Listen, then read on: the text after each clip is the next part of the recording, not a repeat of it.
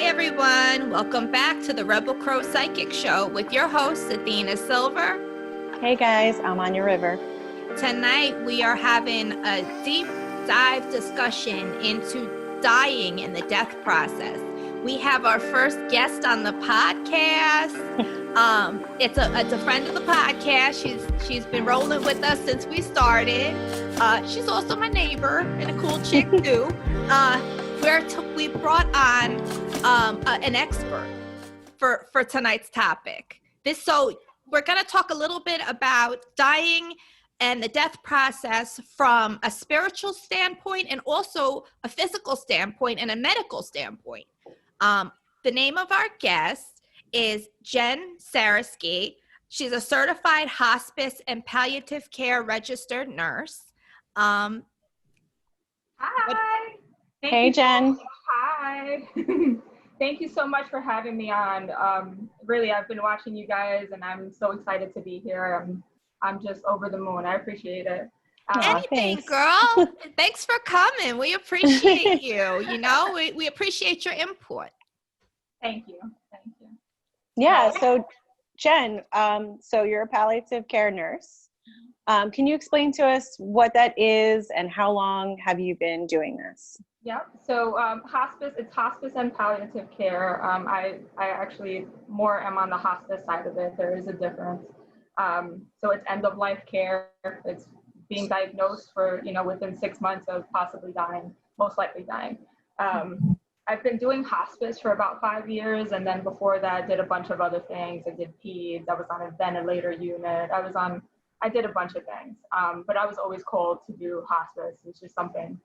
It was just like a little buzz in my ear. It just said, you have to do this, you have to try it. And I just fell in love from the beginning. So I feel that way about spiritual work. It was chosen for you. Mm-hmm. It speaks to the inner darker sides of yourself, the mystery sides, the sides that want to know what's going on the other side. So I get it.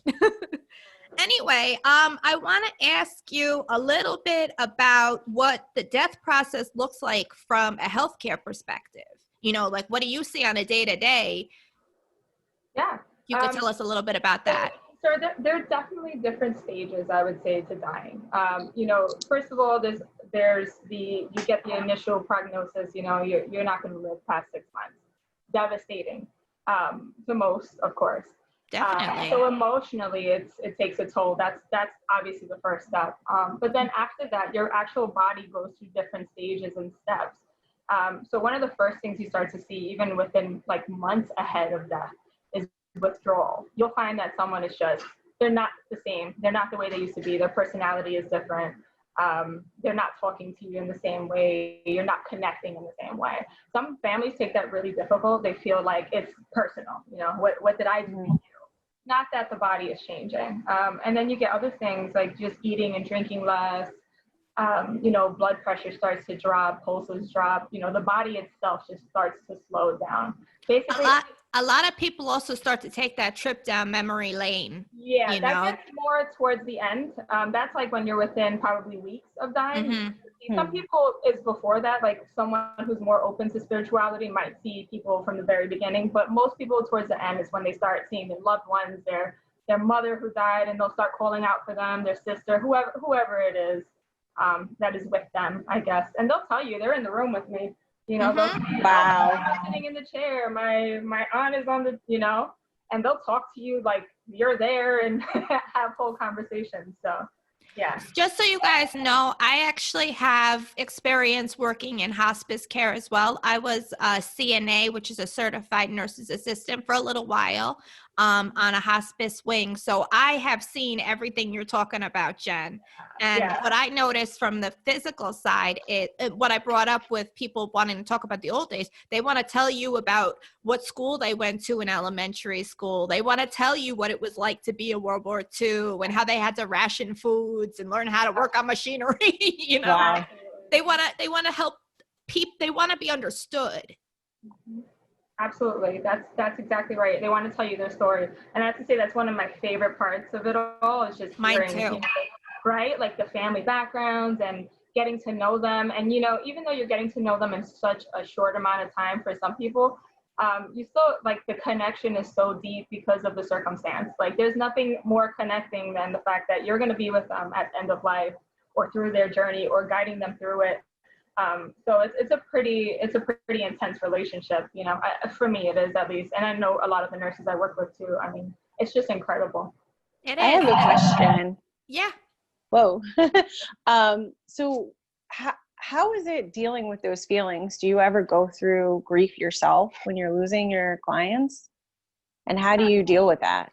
Yeah, I do go through grief. I mean, for me, I already, because I'm in hospice, I've come to this understanding in my own life where I'm not afraid of dying anymore, where I used to probably be more. And so I know it's just a journey, and I know it's just another path, and it's something they're going through, and everyone's going to go through this, but it still hurts when you form a bond. So, you know, I just do my prayers. I'll pray, and I'll just speak, you know, to them. And that's just my own personal way of doing things. That's not the nursing, you know, that's not the, like, That's your spiritual side talking. Exactly. This is who I am, you know, and I will open doors when they pass and let their, you know, spirits out, and just, you know, thank them. I always thank them for all the things they've taught me. I mean, amazing things that I'm like, oh, I know, you know, like, just the knowledge that they impart at end of life is just incredible. Really. Well, you're surrounded by grandma, grandpa wisdom, especially at the end. That's when they want to share it with you. For sure. And I always ask, so tell me. Tell me what should I know, you know? And some will be like, drink a lot of wine. And some will be like, you know, don't let your husband, blah, blah, blah. Like, just very telling of their own lives, you know, and what they went through. Like, it's hysterical, some of it. So, yeah. I love it. Yeah. Well, right now I want to talk a little bit about the spiritual side of dying. Now, a lot of the physical signs that you're seeing coincide with spiritual signs as well.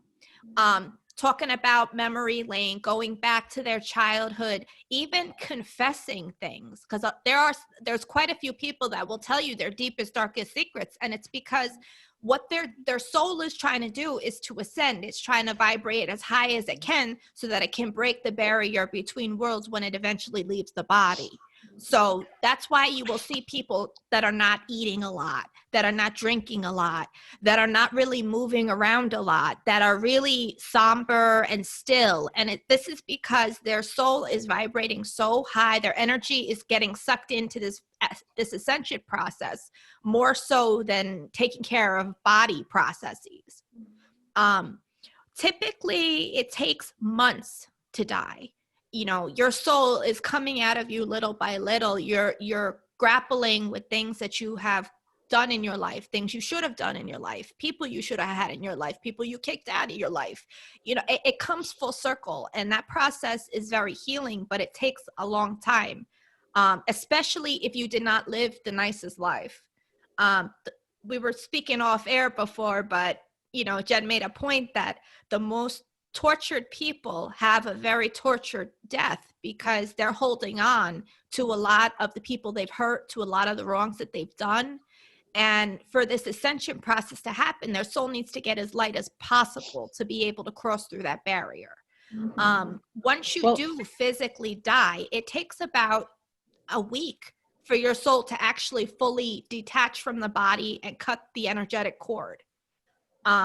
The more spiritual work you've done in your life, and the more soul care and self-care that you've done in your life, and, you know, which goes with living right, treating people right, you know, golden rule kind of stuff. The more you've lived that, the easier this whole process is. Your soul's already light, you know, so it's a lot less struggle. You know, so that's why I tell everybody, be nice to your neighbors, like, for real, you know, and your people, because it's going to actually help you when it's your turn. Absolutely. It's so true. Does anybody have anything to add? I mean, I definitely I've seen that tortured soul scenario, you know, where someone may have been in jail for many various things and have had, like, very deep issues, and, you know, the death has not been as peaceful as I want everyone to have.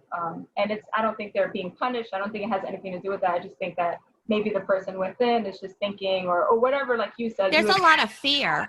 I think. It's I an think internal it's a fear-based struggle. thing. Yeah, it's an internal It's struggle to that rectify. you can see that, like that agitation. You could see that person just physically struggling. Even people who have been, like, let's say, in the armed forces that have PTSD. We've had a lot of veterans who have gone. I mean, I've seen them. A lot of them have had just serious agitation where they're trying to jump out the bed and end the life. You know. I've seen that with people who have used drugs long term.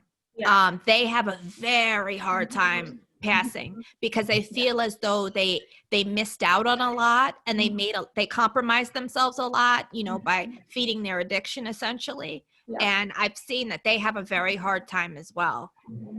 Have you been able to develop, like, have you developed any specific strategies for these people? I'm not sure if that's a question you can answer or not. Yeah. I mean, yes. I think a lot of times what I like to do is before they're going through that process where they're completely out of it, I try to really, I mean, this is with everyone, I guess. I try to form a really strong bond and allow them to tell me whatever it is they need to tell me and get things out and just talk about whatever it is. That's one of my strategies, just to try to form that bond and some rapport with them. But some people, I think no matter what we do, there's really nothing you can do to change, like, the path and the way they're going to go. Like, it's just, I mean, I've had people who, I mean, we obviously give a lot of medications at end of life. If someone's in a lot of distress, have, you know, a lot of agitation, and I've given very, you know, a lot of medication to people who you would think would be completely knocked out, and they're still agitated. And it's frustrating for me as a nurse because I don't want them to suffer or have any pain or anxiety. But there's literally nothing that I can do at that point. And that's the hardest part for me, I would say, is when I have one of my patients just not settling, not being peaceful. It's so hard. They're fighting the process. Yeah, and it's not only people, I shouldn't say it's people that have had troubled paths or past. It's also people who maybe are young and they still have, you know, they have a young child. They have, you know, there's something holding them here. That unfinished business.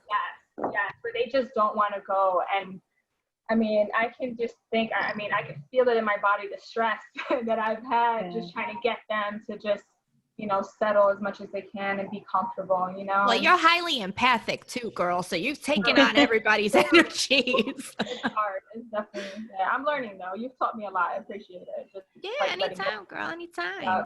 So I want to ask you a really deep and important question. Okay. Why do you feel called to this kind of work? What is it about this work that just gets you by the soul and just makes you commit? Because you've been doing this a long time. Yeah. You know, it's like I've tried to pinpoint the exact reason, and it's hard for me to do that because I just love so many aspects of it. You know, it's the being obviously with the patient at end of life and helping them through it emotionally, physically, getting them through it, having, you know, that connection. It's also the families and guiding them through the end. It's also just the spiritual part of it. Like, you can feel energy and you can feel like, I don't know, I almost want to say it feels like a birthing process. I don't know. It does. It's birth in reverse. It's very strange to see it happen. Circle. It's definitely a full circle. And like, just the way you are pregnant for 9 months, like, you die for a while before you die. You know what I mean? Like, you go through this process and you almost, you know, it's not the end in a weird way. Like, for me, I do, you know, obviously that's not scientifically proven, but, you know, for me personally, you know, it just feels like something I'm meant to be. It's like something I am called just like strongly to be there. Like, I'm super happy when I'm at work, you know, and that's how you know you love what you do, because I love being where I am.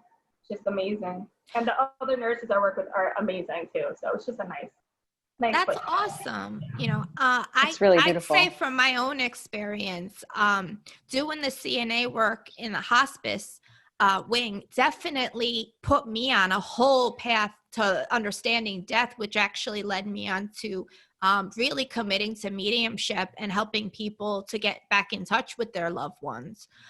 It taught me not to fear it.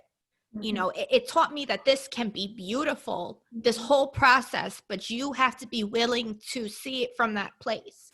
You know, that it needs to be a celebration of a whole life lived, rather than trying to, you know, grasp every little second left you can, instead of just going out with a bang, you know? Right. it can be celebratory and strong and mighty and brave, but you have to be the one to put that energy out there, you know, by sitting and fearing it and trying to extend the little bit of youth that you have. It actually makes this process so much harder, and you don't get the full benefit that you do when you let go and you just be. Mm-hmm. Absolutely. But you know, this is part of I think my next journey in this whole dying thing is that I really want to educate people, young people, even kids, like on dying, because I feel like it's like taboo, you know, you don't talk about death because you bring it on. Right. No, Yeah.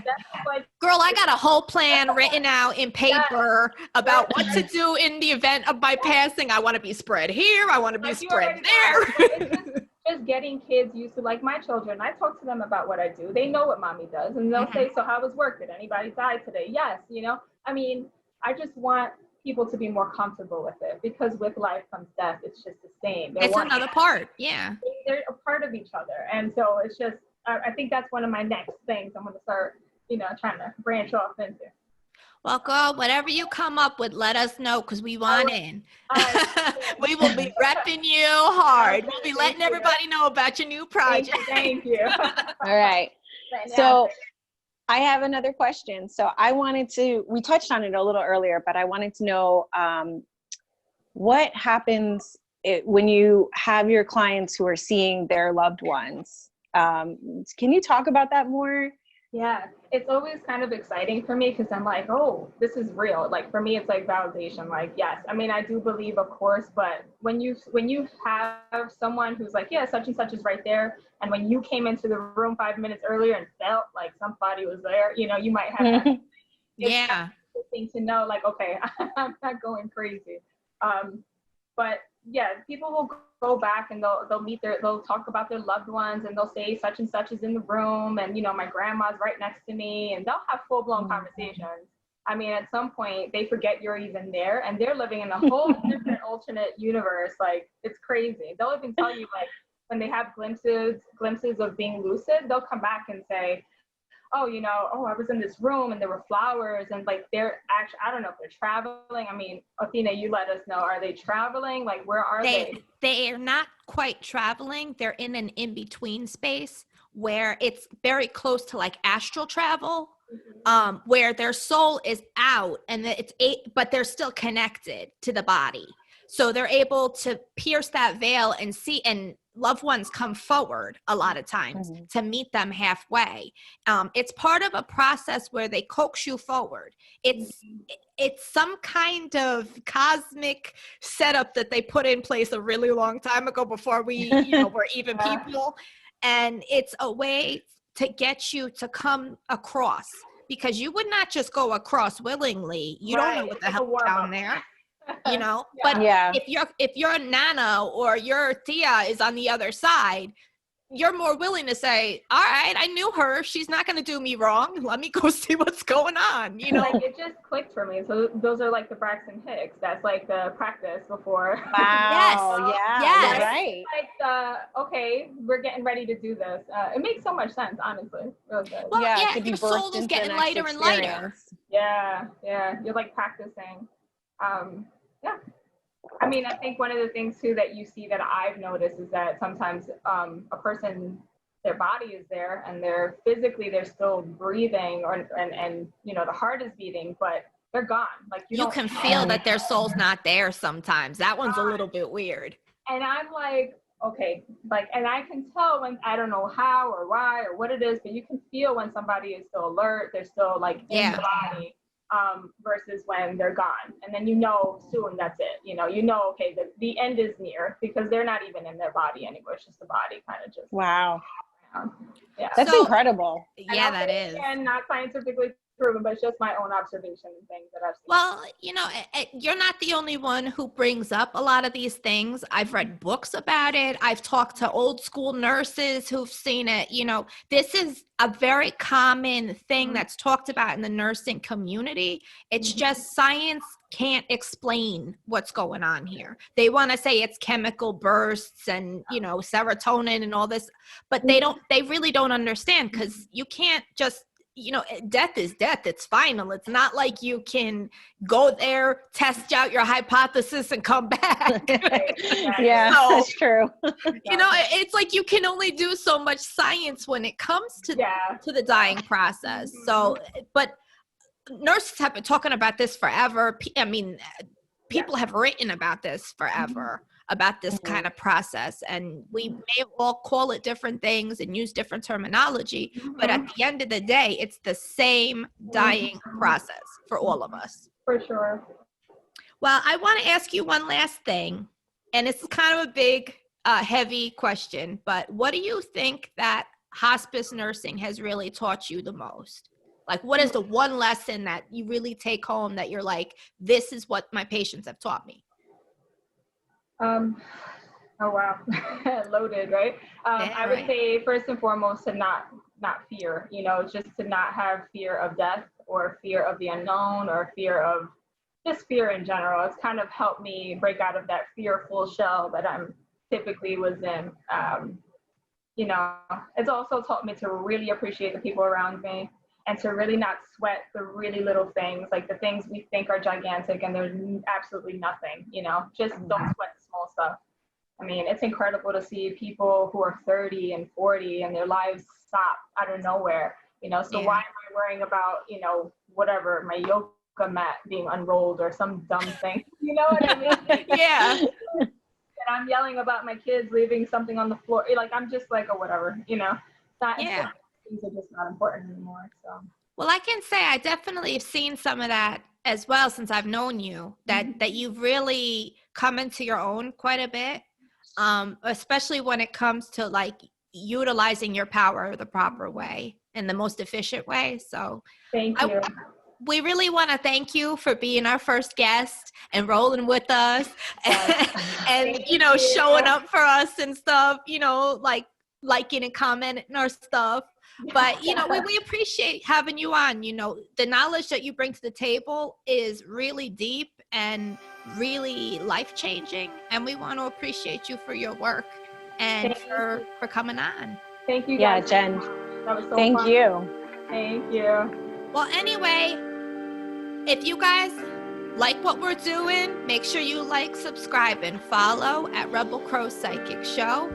Our website is rebelcrowpsychicshow.com. We release an episode once a week, typically on Thursdays. We're on YouTube and all major podcasting platforms. I'm Athena Silver. If you're looking to have a tarot reading or mediumship reading with me, please see my website at readingswithathenasilver.com. And I'm also on Instagram at athena.silver. And I'm on TikTok now, the old lady on TikTok. On Athena_silver on TikTok, if you want to see some ridiculous nonsense. What about you, Anja? How can I get a hold of you? I am on Facebook and Instagram at Anja River, ANJARIVER, and you can contact me there for a tarot reading. I think we're going to get on Pinterest soon and maybe some other platforms. We'll let you know. If any of you have a topic that you want to hear about, please either DM us on Instagram or you can drop us an email. Our email is rebelcrowpsychicshow@gmail.com. We look forward to seeing you guys next week. Thank you for joining us again. Be good to yourself, and have a good rest of your day. Bye. Bye.